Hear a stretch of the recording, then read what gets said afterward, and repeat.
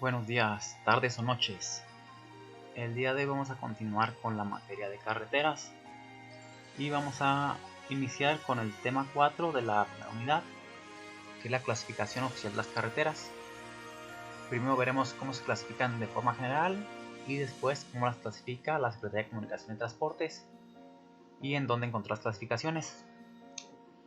Bueno, primero dentro de las clasificaciones generales vamos a encontrar que se pueden clasificar según la necesidad de operación, en la cual existen las carreteras primarias o de primer orden, secundarias o de segundo orden y terciarias o de tercer orden, dependiendo la importancia de cada una.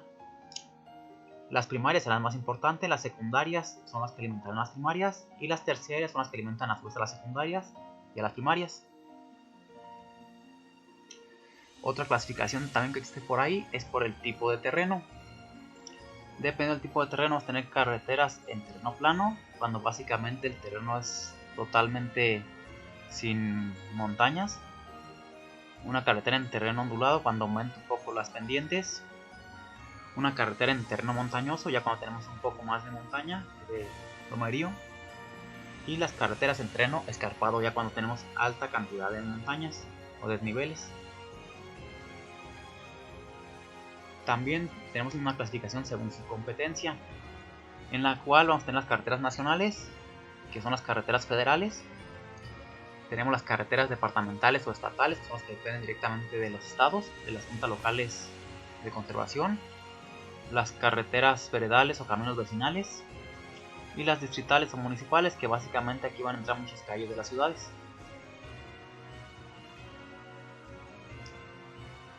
También podemos clasificarlas según sus características, como autopista, cuando está libre de intersecciones con poblados, carreteras multicarriles o carreteras de 2 o más carriles.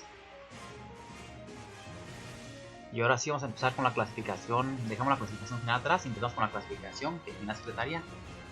La Secretaría tiene varios manuales de proyecto geométrico, que es donde principalmente habla de la clasificación de carreteras. Tenemos el manual del 84, que está aquí en la orillita, que es como un color cremita con azul. Luego tenemos el manual del 91, manual del 2014, el manual de proyecto geométrico del 2018, que es el que actualmente nos rige. Y también tenemos un manual de diseño geométrico para vialidades, que salió en tiempo de Vicente Fox. Pero vamos a ver básicamente cómo la clasificaba para el manual del 84, que es muy parecido a cómo se clasifica ahorita. Pero vamos a empezar con el 84 y tomaremos el del 2018. Cuando hagamos el proyecto, pues ahí vamos a ver todos los manuales en los que vamos a aplicar, que básicamente va a ser el último. Bueno, según el manual de proyecto geométrico de 1984, existen los siguientes tipos de carreteras. Existe la carretera tipo A. Ahorita vamos a ver a qué se refiere una tipo A. Dice que una tipo A puede tener un tránsito diario promedio anual de 3.000 a 5.000 vehículos. Esto es una A2, quiere decir que tiene 2 carriles o un carril por sentido. Tenemos una carretera tipo A4 para un tránsito diario promedio anual de 5.000 vehículos a 20.000. Y la A4 es básicamente como las carreteras estilo la Pátzcuaro Morelia, que tiene 4 carriles. Y en el caso específico de la Pátzcuaro Morelia tendríamos que es una 4AS, porque tiene 2 cuerpos separados. La S es de separados, que aquí no lo dice, pero en el manual más actual sí viene esa parte. Igual hay que tomarlo en cuenta. Si solo dice A4, quiere decir que hay un solo cuerpo con 4 carriles. También tenemos las carreteras tipo B, que es para un tránsito diario promedio anual de 1.500 a 3.000 vehículos. Las tipo C, que son de 500 a 1.500 vehículos. Las tipo D, que son de 100 a 500 vehículos. Y las tipo E, que son hasta 100 vehículos por día. Bueno, también dependiendo del tipo de carretera, y vemos acá arriba, tenemos que se van a utilizar diversas velocidades y también van a cambiar sus pendientes, la longitud o el ancho de calzada, el ancho de la corona, etc. Por ejemplo, si comparamos una carretera tipo A que tiene un ancho de calzada de 7 metros contra una tipo E que dice que su ancho de calzada va a ser de 4 metros, básicamente tendríamos que para un ancho de calzada de 4 metros no nos caben ni siquiera 2 carriles. Y para uno de 7, pues mínimo ya tenemos 2 carriles, porque un carril promedio mide entre 3 y 3.5 metros. Como la tipo D y la tipo C, si tienen los 10 metros de ancho de calzado, o sea que aquí sí tienen mínimo los 2 carriles. Ya a partir de la tipo B tenemos 3 carriles, y en la tipo, por ejemplo, 4, aquí me aparece la que dice la 4AS, tiene ya 4 carriles y va a tener 2 coronas o 2 anchos de 7 metros. También dice aquí el número de vehículos promedio diario, de hasta 100, de 100 a 500, los tipos de terreno. Y con respecto al terreno, ya por ahí veíamos la parte de montañoso, lomerío y plano. Por ejemplo, si vamos a la velocidad del proyecto, que va a ser la velocidad que se supone que van a manejar los vehículos, tenemos la carretera tipo A, que es la de mejores especificaciones, y con un terreno muy plano podemos tener velocidades de hasta 110 metros de kilómetros por hora, perdón. O si dependiendo del terreno puede ser de 100 si fuera lomerío, o máximo 80 si tuviéramos uno montañoso. Entonces, dependiendo del tipo de terreno y el tipo de carretera, nos van a dar las velocidades.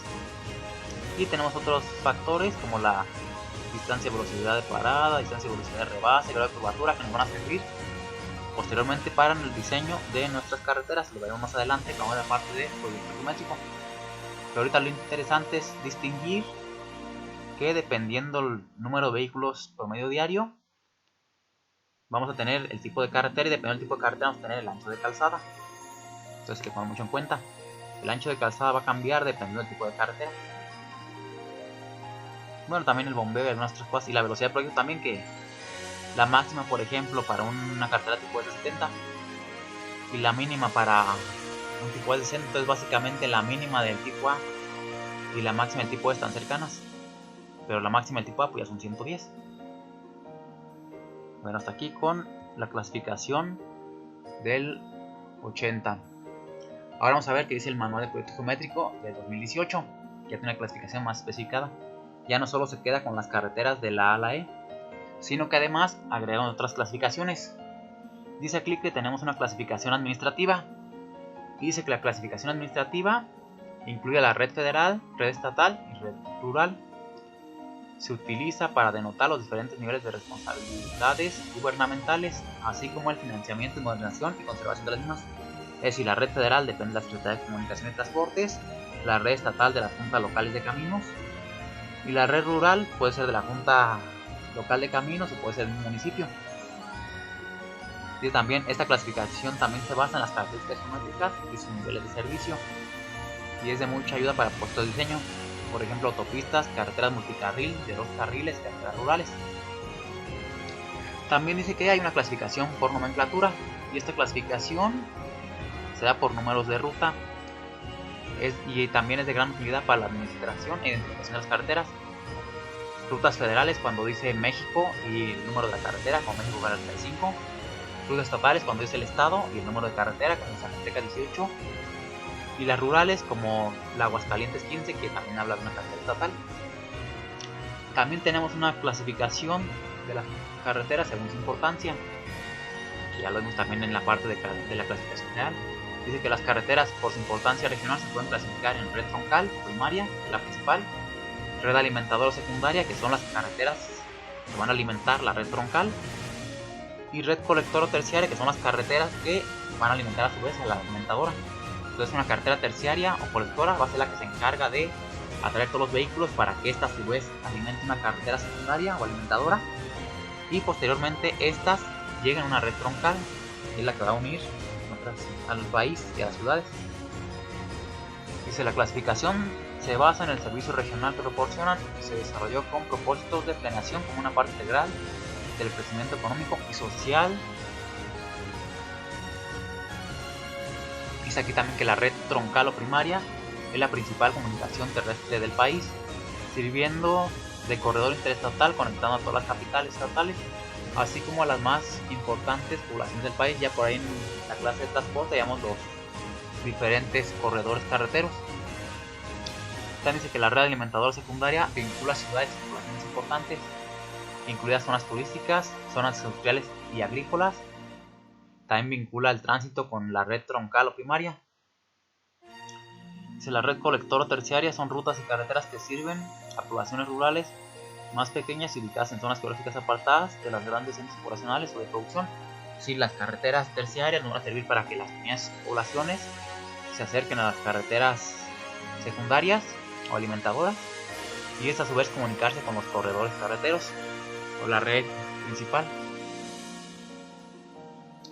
También la clasificación normativa, que es la que vimos en el manual del 84. Esta clasificación también puede considerarse como técnica, ya que se respalda en las características geométricas de las carreteras a partir de datos básicos para el proyecto geométrico, como son, entre otros, el volumen horario de proyecto, el vehículo de proyecto, el nivel de servicio esperado en el horizonte del proyecto, la velocidad del proyecto, distancia de visibilidad de parada, de rebase o encuentro según sea el caso. Esta clasificación se describe a continuación y es en esta tabla que veíamos, que se parece a la que estaba en la publicación del 84.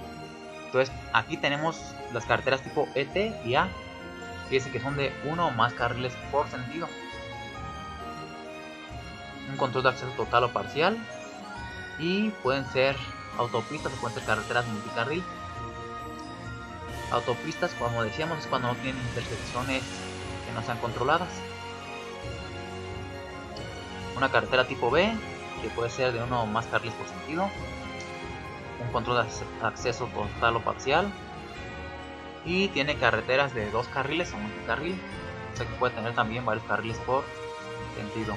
Una tipo C, que básicamente dice aquí que es de un solo carril por sentido, y carretera de 2 carriles mínimo. Y la tipo D, 1 por sentido de circulación, no tiene control de acceso y básicamente es para caminos rurales. Entonces, al igual que en la publicación que vamos al principio, tenemos la A, B, C y D, pero agrega la tipo ET, que básicamente es una A mejorada. También dice que se pueden clasificar dependiendo su función, y tenemos que hay de control total de accesos, que significa que se le da preferencia al tránsito de paso, que solo existen conexiones con otros caminos en puntos seleccionados de la autopista, prohibiéndose además las intersecciones a nivel y los accesos directos a propiedades privadas. Lo que les comentaba básicamente es lo del control total de los accesos para las autopistas, cuando básicamente toda la carretera tiene limitada la entrada de vehículos a excepción de los puntos controlados. Bueno, luego sigue control parcial de accesos. Significa que se le da preferencia al tránsito de paso y que además de las conexiones con otros caminos específicos puede existir algunas intersecciones a nivel y accesos directos a propiedades privadas. Es decir, que a diferencia de las autopistas o de las de control total de acceso, aquí sí puede haber algunas conexiones o intersecciones a nivel sin necesidad de paso a desnivel. Un camino dividido, que básicamente es un camino con circulación en 2 sentidos, en el cual el tránsito que circula en un sentido es separado del tránsito que circula en sentido opuesto por medio de una faja separadora central. Tales caminos pueden ser construidos por 2 o más carriles en cada sentido, o sea que básicamente el camino va a estar dividido y no va a poder cruzarse de un lado a otro. Y un camino dividido, que básicamente es un camino sin faja separadora central que separa los movimientos en sentido opuesto. También tenemos las arterias urbanas, que es un camino principal en zona urbana para el tránsito de paso, generalmente sobre una ruta continua. Básicamente los libramientos. Camino de 2 carriles, que es un camino no dividido con circulación en ambos sentidos y que tiene un carril destinado para cada sentido de circulación.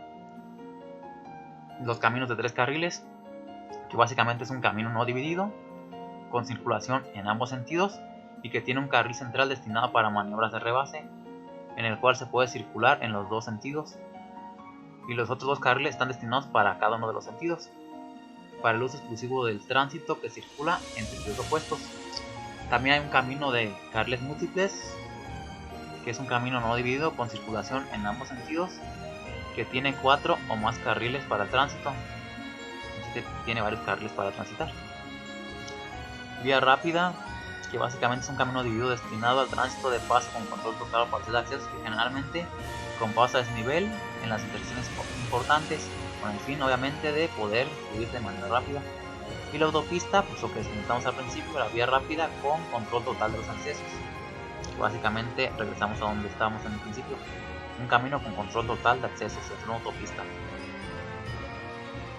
Y bueno, entonces hasta aquí queda la unidad 1 con el tema 4, que es la clasificación oficial de las carreteras, en donde ya vemos que según la Secretaría se pueden clasificar según su función, hay una clasificación normativa, también tenemos la por nomenclatura y según su importancia, además de la clasificación administrativa. Entonces tenemos básicamente 5 clasificaciones, bueno 6 con la normativa, para seguir trabajando. Entonces dejamos hasta aquí y nos veremos la siguiente clase.